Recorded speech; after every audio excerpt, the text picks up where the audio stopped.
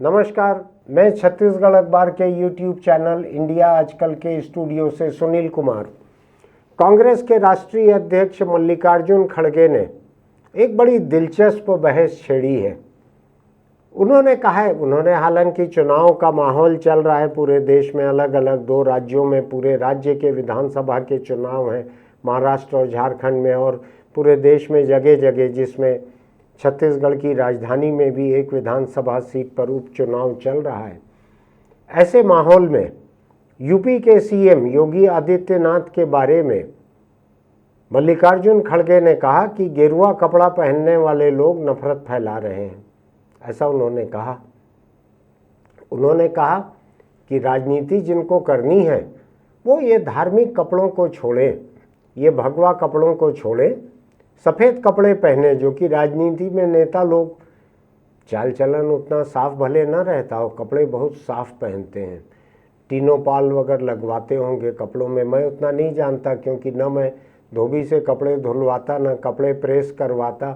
मैं बिजली की पानी की बचत वाले कपड़े ही पहनता हूं, तो मुझको टीनोपाल वगैरह का नहीं मालूम है। लेकिन एक वक्त का मुझको मालूम है कि एक नील आती थी कपड़ों को और सफ़ेद दिखाने के लिए, वो नील लगाते थे, टीनोपाल लगाते थे, ऐसा कुछ कुछ लगाते थे कपड़ों में। तो खैर, नेताओं को कुछ ज़्यादा ज़रूरत इन चीज़ों की पड़ती है, क्योंकि दामन में दाग धब्बे बहुत रहते हैं उनके, ऐसा माना जाता है राजनीति में जो लोग आते हैं। तो मल्लिकार्जुन खड़गे ने कहा कि अगर योगी आदित्यनाथ को राजनीति करनी है तो भगवा कपड़ा छोड़ें, सन्यासी का चोला छोड़ें, और नेताओं की तरह सफ़ेद कपड़ा पहने। सफ़ेद नहीं, कुछ और पहनना है वो भी पहन लें जो पहनना है, लेकिन भगवा कपड़ा छोड़ें, ये सलाह दी है मल्लिकार्जुन खड़गे ने। क्या कहा जाए इसको? कांग्रेस का राष्ट्रीय अध्यक्ष कुछ बोल रहा है तो जाहिर है कि देश की कुछ एक पार्टियां इसके खिलाफ बयान देंगी। लेकिन मैं सोचता हूँ कि देश की एक बड़ी समस्या क्या है, हिंदुस्तान की या दुनिया के कुछ एक और देशों की भी, जिनमें अमेरिका भी अभी शामिल है। अमेरिका के बारे में कहा जा रहा है कि जो डोनाल्ड ट्रंप ये दूसरी बार जीत कर आया है अमेरिकी राष्ट्रपति पद पर, तो इसको चर्च की बड़ी मदद मिली, क्योंकि इसने गर्भपात के खिलाफ वहाँ पे बड़ा अभियान छेड़ा हुआ था, बड़ा आक्रामक अभियान छेड़ा हुआ था, और चर्च को ये बात पसंद आती है। चर्च को लगता है कि गर्भपात नहीं होना चाहिए, जो बच्चा गर्भ में आया है या बच्ची आई है उसको पैदा होना चाहिए। पेट में भ्रूण की हत्या नहीं करनी चाहिए, चाहे वो भ्रूण के स्तर पे न भी पहुंचा हो, चाहे शुरू के ही 4 हफ्ते हों, उस पर भी रोक लगा दी है। तो चर्च ने साथ दिया है डोनाल्ड ट्रंप का। किसी और जानकार ने मुझको बहुत पहले कहा था कि अमेरिका में आज तक एक भी राष्ट्रपति ऐसा नहीं हुआ है जो चर्च में जाके प्रचार किए बिना राष्ट्रपति बन गया। हो सकता है सब लोग ईसाई धर्म को मानने वाले रहते हों, हो सकता है न भी मानने वाले रहते हों तो चले जाते हों प्रचार करने के लिए, भीड़ जहां दिखती है। ऐसा भी मैंने देखा है कि बाइबिल पे हाथ रख के शपथ लेते हैं अमेरिका के बहुत सारे राष्ट्रपति। तो राजनीति और धर्म का गड्ढमड्ढ जो है वो केवल हिंदुस्तान में नहीं है, दुनिया के बहुत सारे देशों में है। कई देशों ने तो अपना चाल चलन जो है, अपना नामकरण जो है वो धर्म पे ही कर दिया। आप देखेंगे 40 या 50 ऐसे देश हैं जो अपने आप को इस्लामिक देश कहते हैं, बहुत सारे हैं, गिनती में थोड़ी गड़बड़ी मुझसे हो सकती है, लेकिन दर्जनों देश हैं जो अपने आप को इस्लामिक देश कहते हैं। हिंदुस्तान अपने आप को हिंदू राष्ट्र तो नहीं कह रहा है, लेकिन यहाँ मांग बड़े जोरों से उठती है। यूपी जरूर एक हिंदू प्रदेश की तरह दिखता है, क्योंकि वहाँ के मुख्यमंत्री योगी आदित्यनाथ गोरखपुर के मठ के महंत रहे हुए हैं, और योगी तो वो अपने आप को खुद ही कहते हैं योगी आदित्यनाथ। अब ऐसे में उनको कपड़ा कौन सा पहनना चाहिए? भगवा कपड़ा पहनकर राजनीति करने में कुछ अटपटा है? खड़गे को शायद याद नहीं होगा, बहुत पहले की बात है कि एक छत्तीसगढ़ में एक नेता थे, उन्होंने राजनीति शायद जनसंघ से शुरू की थी, फिर कांग्रेस में आ गए, जनता पार्टी में चले गए थे जब जनसंघ का विलय हो गया था तो, और जनता पार्टी की सरकार जब बनी थी 77 में, तो वो एक आधी धोती, लंगोटी लिखते थे उसको लोग, अब मैं नहीं जानता, लंगोट से थोड़ी बड़ी थी, आधी धोती थी, घुटने के ऊपर तक रहती थी, और संत कवि पवन दीवान कहलाते थे वो कविता भी पढ़ते थे मंच से, मोहब्बत की कविताएं भी पढ़ते थे। इस किस्म के सन्यासी थे। मेरे से उनकी मित्रता थी, उम्र में बड़े थे लेकिन मेरे अच्छे दोस्त थे। जब वो जनता पार्टी सरकार में मंत्री बने, जेल मंत्री बने, और उन्हीं की मेहरबानी से मुझको जेल में एक फांसी देखने के लिए मिली थी, तो वो खुले बदन रहते थे, केवल एक आधी धोती पहनते थे। गांधी जितना पहनते थे शायद उतना ही पहनते थे पवन दीवान भी, बाकी खुले बदन रहते थे। तो उनको साधु सन्यासी भी कहते थे। पहली बार लोगों ने एक सन्यासी मंत्री देखा था तो भोपाल से जब रायपुर आते जाते थे वो ट्रेन से, तो स्टेशनों पे लोग उनको देखने आते थे कि कैसा होता है साधु मंत्री, कैसा होता है सन्यासी मंत्री, कैसा होता है। बाद में वो कई पार्टियों में आए गए, कई पार्टियों में, यानी कांग्रेस और बीजेपी के भीतर, इधर से उधर, उधर से इधर बहुत बार आए गए। वो उनका सन्यास जो है वो कभी इस पार्टी से सन्यास दिला देता था, कभी उस पार्टी से दिला देता था। मुझको ध्यान है कि एक बार जब उन्होंने कोई पार्टी छोड़ी तो मैंने अखबार के, छत्तीसगढ़ अखबार के फ्रंट पेज पे उनकी खूब जोरों से हंसते हुए, बड़ा ठहाका लगा के हंसते थे वो, वैसी एक फ़ोटो मैंने छापी थी और मैंने लिखा था कि हर कुछ बरस में यह आदमी किसी पार्टी को छोड़ते हुए ऐसे ही जोरों से ठहाका लगाता है और उसकी पार्टी रोती है।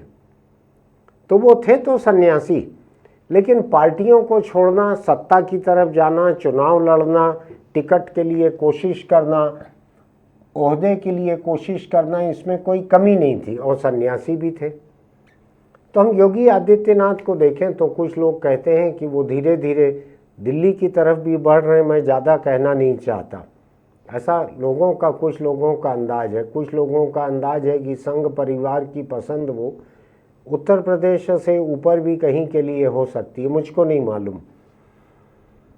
तो योगी आदित्यनाथ जो हैं वो रात दिन धर्म की बात करते हैं, अपने आप को धर्म का व्यक्ति कहते हुए थकते नहीं है। वो चारों तरफ हिंदू धर्म की बात करते हैं। एक समय तो शायद यूपी में ऐसा भी हुआ था कि जो हज कमेटी के दफ्तर वगैरह जो थे, हरे रंग की बिल्डिंग थी, उसको भी केसरिया गेरुआ, केसरिया भगवा रंग का उनको भी पोत दिया गया था। आपको याद होगा, कई साल हो गए। तो धर्म जो है योगी आदित्यनाथ के सिर पर चढ़कर बोलता है, और वो कोई कसर नहीं रखते। वो तमाम किस्म की बातें जो गैर हिंदुओं के बारे में, और ख़ासकर जो धर्म आदित्यनाथ किस्म के, योगी किस्म के हिंदुओं को जो पसंद नहीं है धर्म, उसके बारे में खुलकर हमला करते हैं वो। अब खड़गे ने कहा है कि गेरुआ कपड़ा पहनने वाले फैला रहे हैं नफरत। तो ये बात कुछ लोगों को तो सही लग रही है। कुछ लोगों का कहना है, इन्होंने कोई नारा अभी लगाया है कि इसी चुनाव के लिए, हर चुनाव के पहले एक नारा उछाला जाता है, अगर वो असर करते दिखता है तो फिर उसको आगे बढ़ाया जाता है। एक कुछ है ना ऐसा, बंटेंगे तो कटेंगे, इस किस्म का कुछ एक नारा आदित्यनाथ ने लगाया है।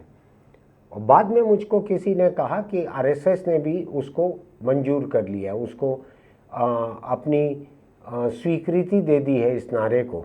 प्रधानमंत्री मोदी को भी अभी मैंने देखा है किसी चुनावी भाषण में उन्होंने कहा है बंटेंगे तो कटेंगे। अब मैं नहीं जानता कौन किससे बंटने की बात कर रहे हैं। मेरी जानकारी में आखिरी बंटवारा जो था वो 1947 में हो गया।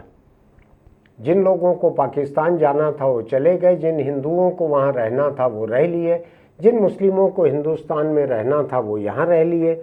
मुझको अगर ठीक से ध्यान पड़ता है तो गुजरात में जो एक ऐसा आसमान को छूते हुए सरदार वल्लभ भाई पटेल लौह पुरुष की जो प्रतिमा बनाई गई है, तो सरदार ने कई जगह लिखा था और कई जगह ये कहा था कि जो लोग हिंदुस्तान में रह गए मुसलमान, वो यहीं के लोग हैं, उनकी फ़िक्र करना हम सब की जिम्मेदारी है, क्योंकि उन्होंने ये तय किया है कि ये उनका देश है, इसको छोड़ के वो नहीं गए हैं।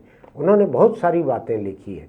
तो मैं अब नहीं समझ पा रहा हूँ इस देश के भीतर और किससे कटने की बात हो रही है, क्योंकि यहाँ पे कटाव पहले कई किस्म के थे।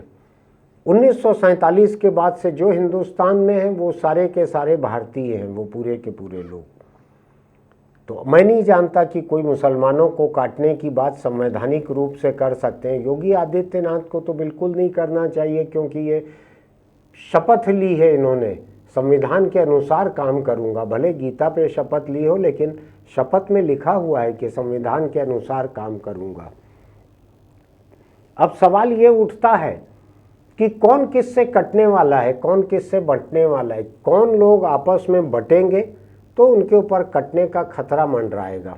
शायद मेरा ऐसा अंदाज है कि खड़गे ने इसी तरह की किसी बात को लेकर कहा था। उन्होंने कहा, इसका क्या मतलब है, आप किसको काटेंगे।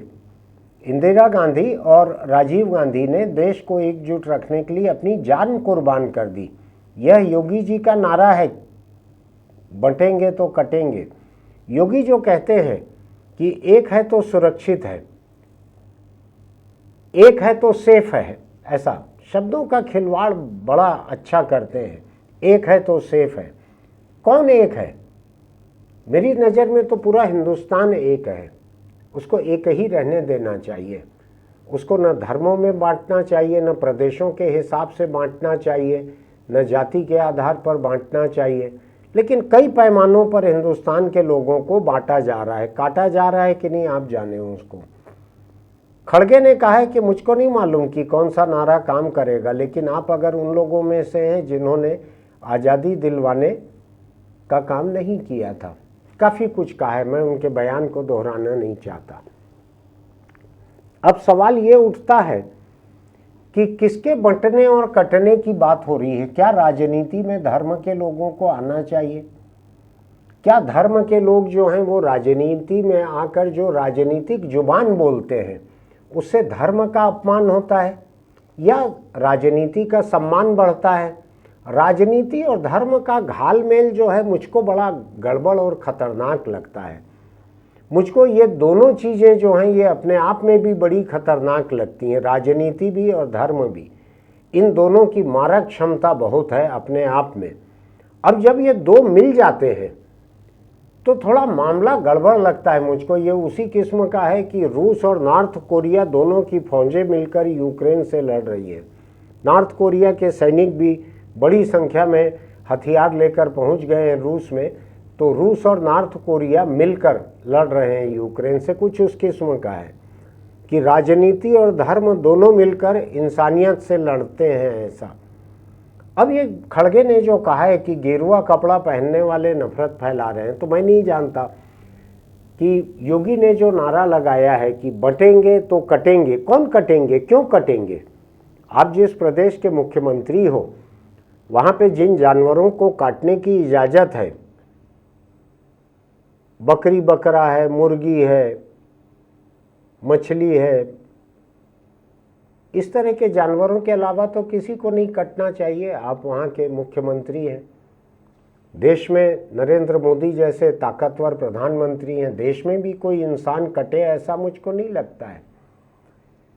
क्यों किसी को बंटने के बारे में बोलना चाहिए और क्यों किसी को कटने का खतरा गिनाना चाहिए? खासकर सत्ता पे जो लोग हैं, जिनकी पार्टी सत्ता में है सब जगह, उनको क्यों कटने वगैरह का खतरा गिनाना चाहिए? मुझको ये थोड़ा मामला गड़बड़ लगता है।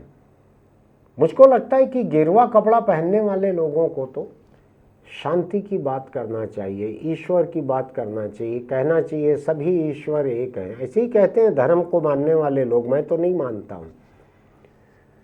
मुझको ये बात कहने के लिए कि हिंदुस्तान के तमाम लोग जो हैं अपने जाति और धर्म से परे तमाम लोग हिंदुस्तानी हैं, तमाम भारतीय हैं। मुझको उसमें कोई ईश्वर की आड़ की ज़रूरत नहीं पड़ती। लेकिन जो धर्म के जो लोग हैं, अभी कुछ एक लोग हैं, कांग्रेस में भी एक थे आचार्य प्रमोद कृष्णन या ऐसा कुछ नाम था उनका, वो सफ़ेद कपड़ा पहनते थे, भगवा नहीं पहनते थे, लेकिन अपने आप को हिंदू धार्मिक पुरुष कहते थे।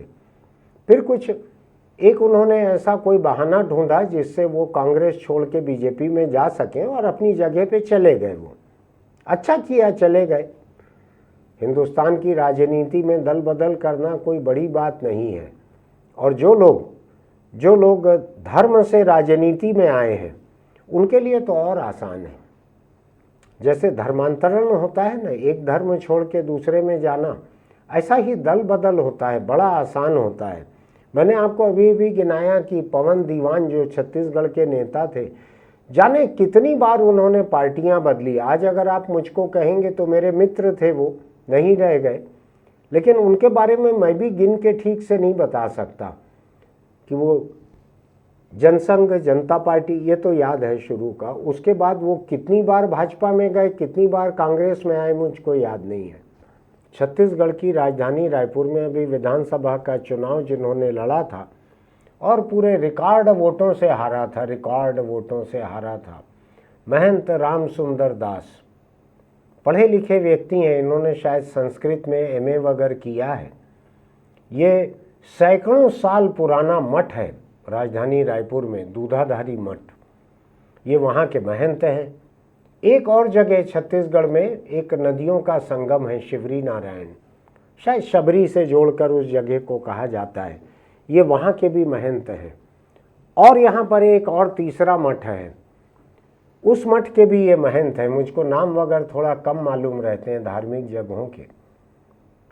ये चुनाव पहले भी लड़ चुके हैं, पहले भी एक बार विधायक रह चुके हैं, हार चुके हैं, जीत चुके हैं, सब कर चुके हैं। ये साधु के हुलिये में रहते हैं, भगवा जरूर नहीं पहनते, सफ़ेद पहनते हैं, लेकिन साधु के हुलिये में रहते हैं, मठ के महंत हैं, हिंदूवादी बात करते हैं। आपको ध्यान होगा जब भूपेश बघेल की सरकार थी, इन्होंने ही एक आयोजन यहाँ पे करवाया था, महंत राम सुंदर दास ने। पूरे साधु के हुलिये में रहते हैं, सन्यासी हैं, अकेले रहते हैं, गृहस्थ नहीं हैं। इन्होंने एक आयोजन यहाँ पे करवाया था जिसमें गांधी को लेके तरह तरह की गालियाँ बकी गई थी और गोडसे की स्तुति की गई थी। याद है ना आपको? कोई कालीचरण महाराज या ऐसा कोई नाम है क्या? माथे पे ट्रैफिक चौराहे का रेड लाइट जितना बड़ा एक बिंदी लाल रंग की दिखती है माथे पे, आपको ध्यान होगा। ऐसा लगता है चौराहे का वो सिग्नल का पोस्ट आकर खड़ा हो गया है, खंबा इतना बड़ा लाल रंग का वो है माथे पर। उन्होंने शायद कुछ गांधी के बारे में कुछ कहा था, बाद में किसी तरह से यहाँ से निकाला गया था, कुछ गिरफ्तारी भी हुई थी, अब बहुत मुझको ठीक से याद नहीं है। लेकिन कांग्रेस पार्टी में रहते हुए, कांग्रेस के राज्य के गौ सेवा आयोग के अध्यक्ष, मंत्री स्तर का दर्जा प्राप्त रहते हुए, इन्होंने एक ऐसा धार्मिक आयोजन करवाया था रायपुर में, ये स्वागताध्यक्ष थे उसमें। ऐसा आयोजन करवाया था जिसमें गांधी को गालियां बकी गई थी, गोडसे की स्तुति की गई थी, लेकिन धार्मिक आयोजन था। बहुत सारे साधु संत जिनको कहते हैं, मैं नहीं जानता वो परिभाषा पे कितने खरे उतरते हैं, मुझको परिभाषा भी नहीं मालूम है। भगवे कपड़ों में बहुत सारे लोग थे वहाँ मंच पे, ये भी थे राम सुंदर दास उस कार्यक्रम में। वहाँ गालियाँ दी गई गांधी को खुलकर, वहाँ खुलकर गोडसे की स्तुति की गई, ये सब किया गया था। और कांग्रेस में रहते हुए ये हिंदू धर्म के कारण उसको बर्दाश्त करते रहे, ये हुआ था, ऐसा मुझको याद है। और भी थोड़ा आगे पीछे हुआ होगा तो याद नहीं है मुझको। तो क्या राजनीति और धर्म को अलग अलग नहीं रखना चाहिए? भाई हिंदू धर्म में आप इतने बड़े नेता बन गए हो, बने रहो वहीं पे, और क्यों राजनीति में एक सीट बर्बाद करते हो? रायपुर की जिस सीट से महंत राम सुंदर दास ने चुनाव लड़ा, यहाँ मालूम है आपको पूरे प्रदेश की सबसे बड़ी हार कांग्रेस की इसी सीट पे हुई। जहाँ जिस शहर में वो मठ के महंत हैं, जाने कब से, इसी शहर में सबसे ज़्यादा वोटों से, पूरे प्रदेश में सबसे ज़्यादा वोटों से वो हारे। अब वो कुछ एक किस्सा कहानी अलग भी है कि किसने कैसे हरवाया, क्या किया, मैं उस पर अभी जाना नहीं चाहता। मैं धर्म और राजनीति पर टिके रहना चाहता हूँ। तो महंत राम सुंदर दास एक और मिसाल है। कांग्रेस के अब जितने नाम मुझको याद पड़ रहे हैं भगवाधारी नहीं है, शायद इसीलिए खड़गे जो हैं वो भगवा रंग को लेकर बोल रहे हैं। दोनों में से एक ही जगह रहना चाहिए। मैं कोई खड़गे की बात की वकालत करने के लिए खड़ा नहीं हुआ हूँ, लेकिन मेरा मानना है कि धर्म और राजनीति को अलग अलग रखना चाहिए। एक हाथ कोई और व्यक्ति था राजनीति में, मुझको अभी ठीक से याद नहीं है, वो केंद्र में राज्य मंत्री वगैरह भी बना था, कुछ भगवा केसरिया कपड़ा पहनता था, बाद में उसको कुछ एक उसका स्टिंग ऑपरेशन या उसका वीडियो सामने आया किसी लड़की महिला से मालिश वगैरह करवाते हुए, याद है आपको? कुछ ऐसा याद पड़ रहा है? तो मेरा ये मानना है कि धर्म अपने आप में बहुत सारे मुजरिमों के छुपने की जगह रहती है। वैसे ही बहुत सारे मुजरिमों के छुपने की जगह जो है राजनीति भी रहती है। अब इन दोनों को मिला देना ये तो बड़ा ही गड़बड़ मामला है। मुझसे पूछेंगे तो जो पार्टी धर्म को बढ़ावा देती है, धर्म के आधार पर राजनीति करती है, मुझको उसमें खतरा ज़्यादा दिखता है। और आप देख रहे हैं देश में किस किस तरह के खतरे पैदा होते हैं, देख रहे हैं आप इसको। तो थोड़ा सा इसको सोचने की ज़रूरत है।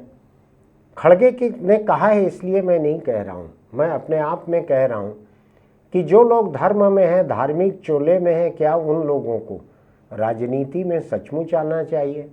मैंने मध्य प्रदेश में उमा भारती को देखा हुआ है, वो केंद्र में भी मंत्री रही हैं, मध्य प्रदेश में वो मुख्यमंत्री रह चुकी हैं। मैंने देखा है उनको, उन्होंने जिस तरह से अपने मुख्यमंत्री के टेबल को एक मंदिर बना दिया था, प्रतिमा, पूजा, माला सब कुछ बना दिया था।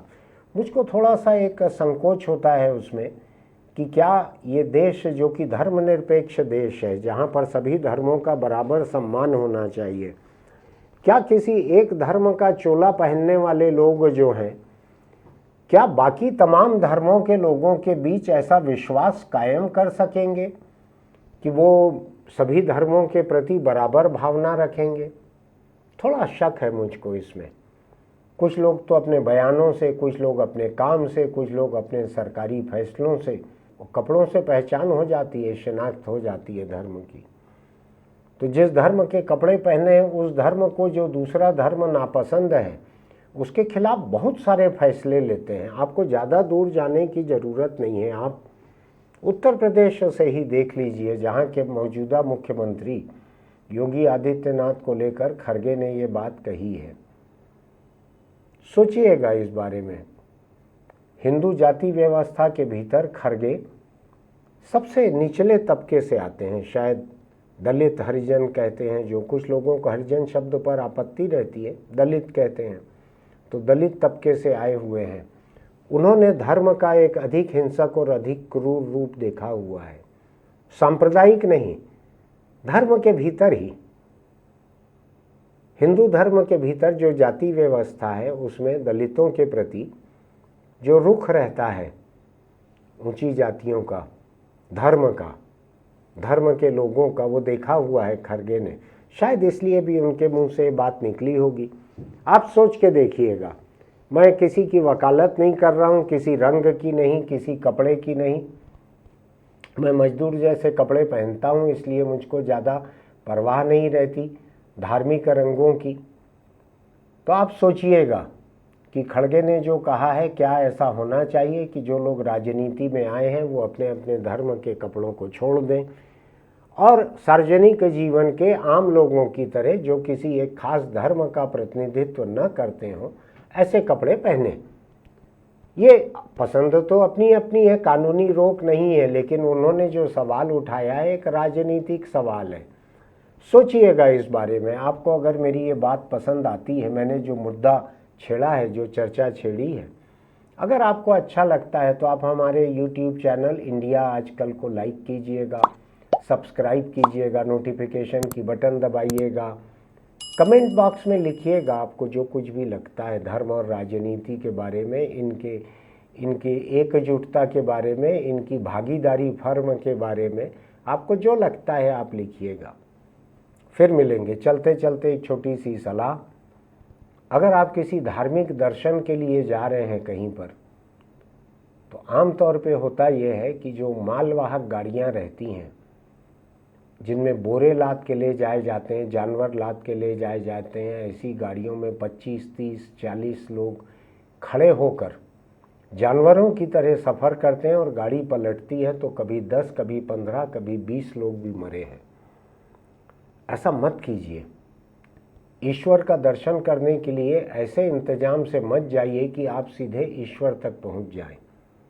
आपकी ज़रूरत दुनिया को है, आपकी ज़रूरत आपके परिवार और समाज को है। आप अभी से ईश्वर के पास जाने के लिए एक गाड़ी में 25-50 लोग लद कर बोरों की तरह, जानवरों की तरह मत जाइए। ऐसा खतरा मत उठाइए, यही मेरी सलाह है। फिर मिलेंगे।